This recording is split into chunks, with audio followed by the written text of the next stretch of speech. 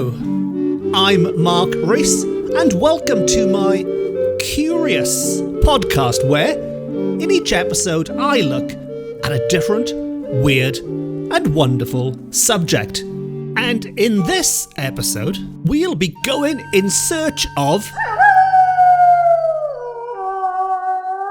the devil's dog itself, the Hound of Darkness, a gigantic black beast with glowing red eyes which terrorised the roads of Wales. None other than the Gwyllgi. And we'll be going in search of the secret origins of this vile beast to try and uncover what its name really means, and to look at the folklore, to look at how in centuries gone by people feared this animal stalking the haunted lanes at night. Right up to the modern day, where, yes, this creature is still seen today and bizarrely has become linked with Wales's most famous man of words, none other than Dylan Thomas. So never mind rage against the dying of the light. In this case, it's more rage against the big black dog-looking thing with glowing red eyes that hunts you down at night. Or something. Clearly, I am not a poet. I will leave the poetry to Mr. Thomas. Now, before we get into the story of the Gwyllgi, regular listeners might have noticed that at the start of this podcast, I used a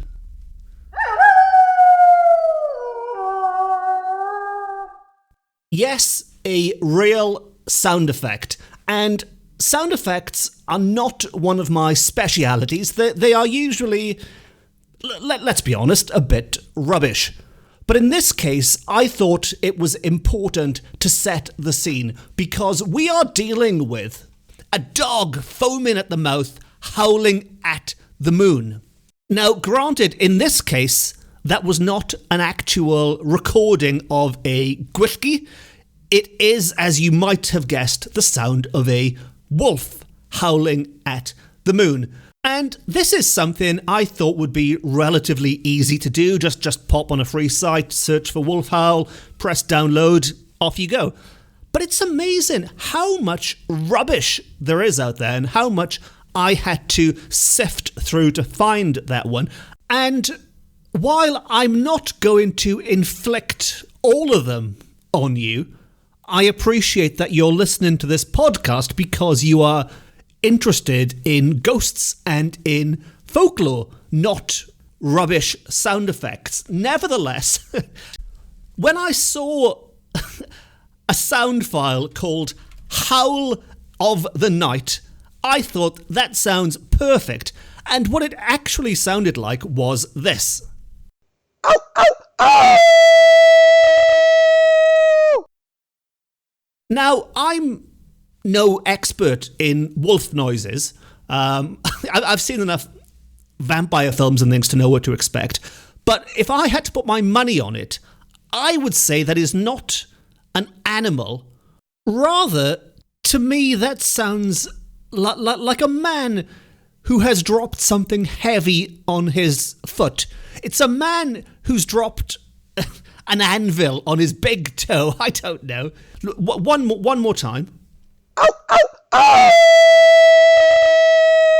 There is no way that is a wolf. That is a man. And at the other end of things, equally disappointing for the opposite reason. This is the last one, I promise, last sound effect, and then we get into the stories. But this one was called Wolf Growling. Again, that sounds perfect. Wolf growling. Now listen to this wolf growling. No, you didn't miss anything. That really was the sound. One more time. Which to me sounds like neither a wolf or a growl. I mean, it doesn't even sound like a man trying to impersonate a wolf this time. It sounds like nothing a human or an animal would make. I mean, the nearest thing I can think of is it reminds me of the doors in Star Trek, those kind of space age doors on a spaceship doing that kind of swoosh kind of noise. I don't know, but that's the end of that. For the sake of this podcast, if I need to illustrate the sound of a Gwyllgi using a wolf in its place, I will be sticking to this one and only sound effect.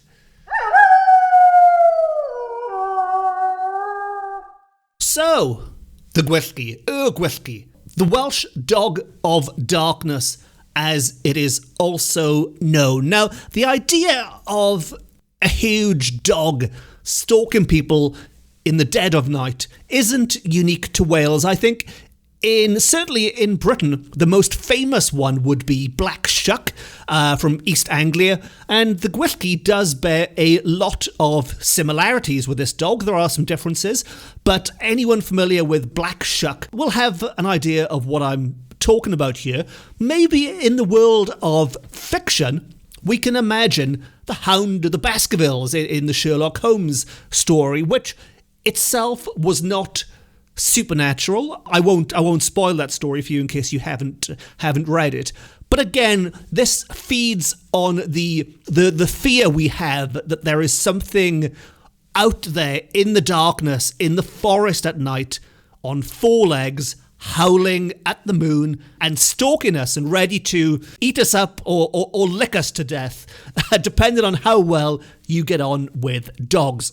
Now, the Welsh variation, Gwyllgi, the name is a combination of two Welsh language words. The second word, gi, which is also key is the Welsh for dog. That's a nice, easy one. The first one, gwyll, is believed to be the word gwyllt, which could mean wild or twilight, or another theory by one of my folkloric heroes, by the Reverend Elias Owen, who wrote an Eisteddfod-winning collection of folklore back in the late 19th century, tells us that at the time of his writing, gwyll, without the T at the end, just gwyll, is the Welsh language word meaning fairy or goblin. And I hope he is right, because if so, that does make the Gwyllgi mean fairy dog or goblin dog. At the same time, gwyllt is also quite evocative, and to think this could mean wild dog or twilight dog. Now, take your pick. Any of those four names, I think, is quite suitable for the dog we will be discussing. I should also note very quickly as well that fans of Welsh mythology or folklore and legends might well be familiar with the cŵn annwn, and this is another type of spectral dog said to haunt Wales with connections to the Mabinogion. We do love our supernatural dogs in Wales, but this is a different kind of beast, and we will be looking at them in a Mabinogion episode in the future. For this episode, we will stick to the Gwyllgi. As to their appearance, now this is something I wrote about in a book a few years ago called The A to Z of Curious Wales, and as mentioned, they have a lot of similarities with other supernatural dogs in Britain and further afield, the other spectral dogs haunting Ireland and other European countries. And there are variations, even in Wales. There are different reports of what this Gwyllgi looks like. But I think what everyone does agree on is this is definitely a large dog, much like a mastiff. So if you can think of a mastiff, which sometimes appears like a solid animal, but at other times they can be more ethereal in nature, more ghost-like, more like a spectre kind of a dog. Again, as mentioned, they have a haunting howl, like that lovely sound effect I have. And their breath is said to be putrid. You do not want to get too close to these dogs, although not just for their breath, for lots of other reasons as well. Their most distinctive features are their two glowing red eyes, and these dogs, as will become evident in the stories coming up, they tended to stalk people on roads at night. And so those glowing red eyes, almost like headlights coming towards you, might be the first things that you saw when you caught a glimpse of this Gwyllgi. And in some extreme cases, they might be the last things that you see as well. So that is where the name comes from. That is what they look like. What is an encounter with a Gwyllgi actually like? Well, for these accounts, we're going to turn to another one of my folkloric heroes, and that is an American called Vert Sykes, who was based in Cardiff during the late Victorian age, from where he chronicled Welsh folklore. And despite the slightly misleading name, he published an incredible book called British Goblins. There aren't many goblins in it, to be fair. It's more fairies and things than goblins. And there isn't much about Britain either. A better name would have been Welsh fairies and stuff. But there you go, it's called British Goblins.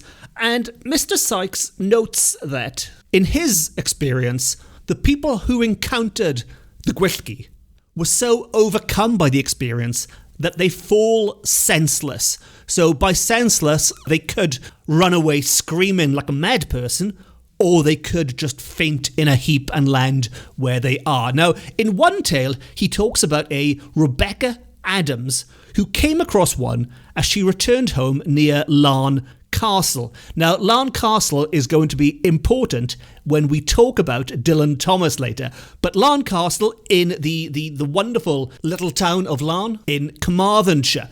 And he makes a point of telling us at the start that she is a good Christian, so whatever was to befall her, it's not because she was a bad person as such, although she did ignore her mother's advice. Her mother warned her not to walk along a particular lane next to a pit called Pant y Madog, which was said to be haunted, and many people had seen apparitions there. But she was not frightened. That was nonsense. She went on her way anyway. Now, it was quite dark, and as she passed the haunted pit of Pant y Madog, she quite prematurely, quite foolishly you might say, congratulated herself for having walked the path and not seen a ghost. Until, there's always an until, isn't there? Until she saw, and I'm quoting, a great dog coming towards her when, within about 4 or 5 yards of her, it stopped, squatted on its haunches, and set up such a scream, so loud, so horrible, and so strong that she thought the earth moved under her. Then she fell down in a swoon. When she was revived, it was gone, and it was past midnight when she got home, weak and exhausted. Now, in that respect, she was not hurt too badly, but she did get one heck of a fright from that Gwyllgi. But in Sykes' other account, this was much more detailed and much more of an intense encounter. It took place in what he called a haunted lane, another haunted lane in the Vale of Glamorgan. And it was a farmer called Mr. Jenkin who was making his way home after market on his horse when suddenly, from out of nowhere, the horse just reared itself onto its back legs, threw the farmer to the ground, and made a bolt for it. The horse legged it. Now, soon after, the horse made its way back to the farm, where a farm servant called Old Anthony found what was described as a terrified mare, which was missing a man on its back.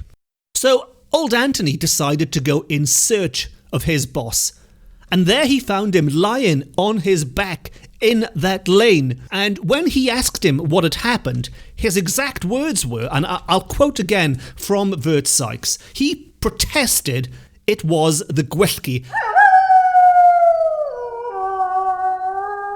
and nothing less that had made all this trouble, and his nerves were so shaken by the shock that he had to be supported on either side to get him home. slipping and staggering in the mud in a truly dreadful fashion all the way.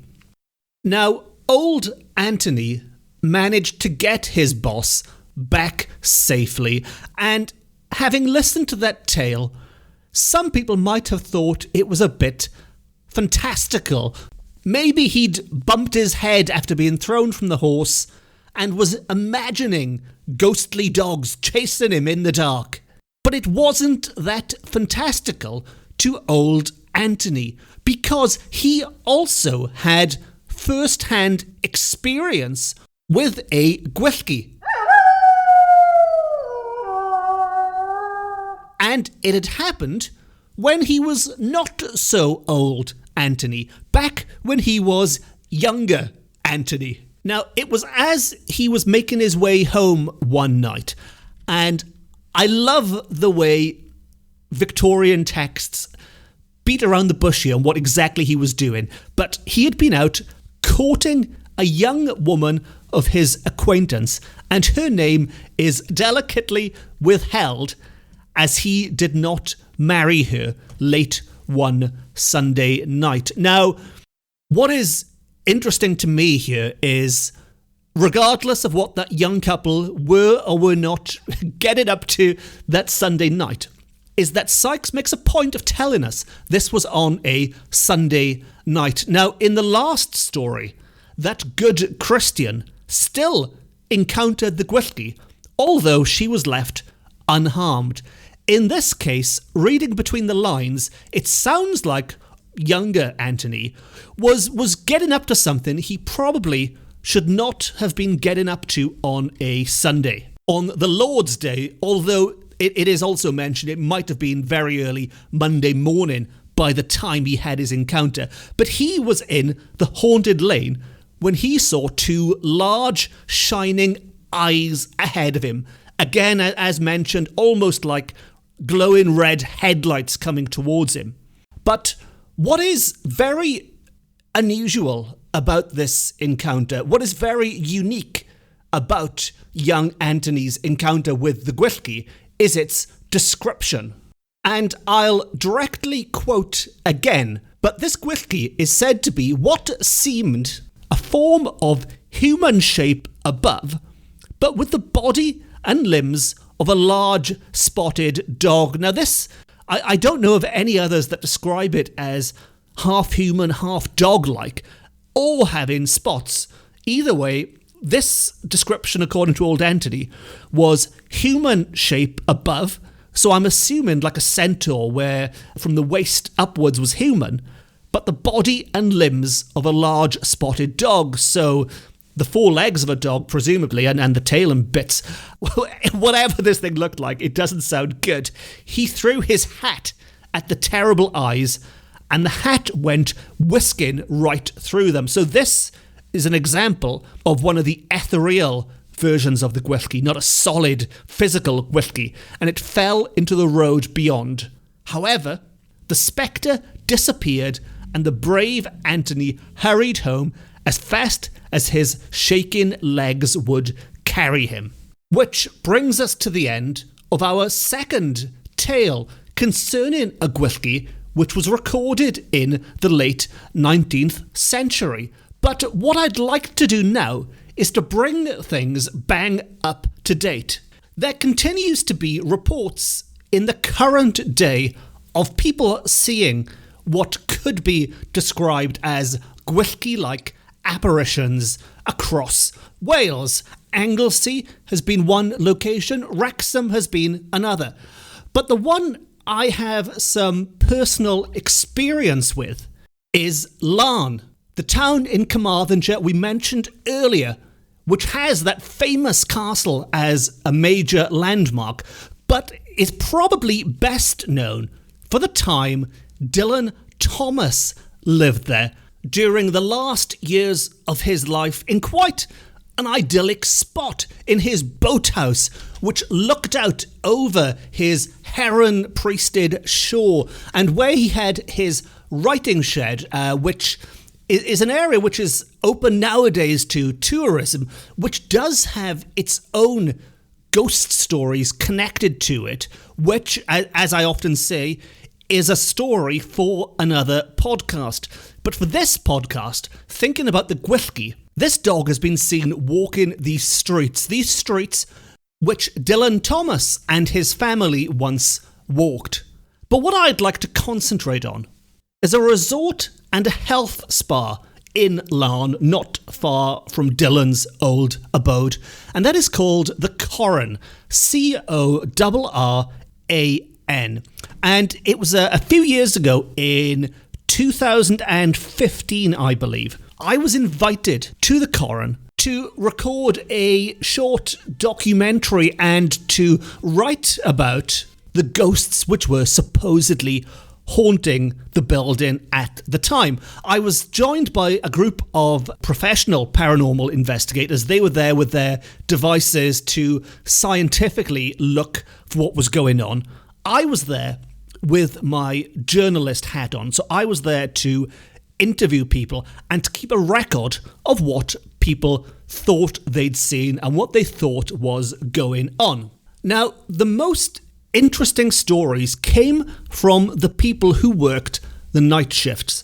And there is one in particular I would like to focus on because I think it could tie in directly with the stories of the Gwyllgi in the area. And what I particularly liked about it is when I suggested this to the man who told me the story, he did not know anything about the Gwyllgi beforehand, or at least he claimed not to, which makes his story even more fascinating to me, because this is somebody who, if we take his word for it, had no real interest in this beforehand, and so had not looked into other people's experiences. And yet, what he reports does certainly match up with things which have been seen for centuries. But what I'd like to do is to read his first-hand account of working the night shift to you. So, and as you might have noticed, I am not including the person's name in this story, and also it's worth mentioning, I think the entire resort has changed hands since I was there to investigate as well, but nevertheless, this is the account I recorded at the time. And he said, between 3 a.m. and 4 a.m. in the morning, it goes cold. Really, really cold. The whole place is freezing. One night, I sat down in room 5 to watch a film during my break.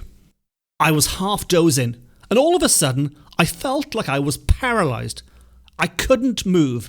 I felt like I wanted to get up, but I just couldn't. And then I saw it. A black thing walked past. I thought it was a dog. It looked like a big black Alsatian. It bared its teeth and then disappeared again. Now that's the end of the first part of his account, but this was not an isolated incident. And then he carries on. He told me that I didn't tell anyone at first. You don't want to admit to these things. But then I heard about a girl who also used to do the night shifts. She saw something similar run across the bar, and she just ran out. One of the boys in the kitchen, who were there, where there are 2 swinging doors on either side, saw something come in through one and then leave out the other, the doors swinging behind it. It has happened to me a few times since then, and now I know when something's coming.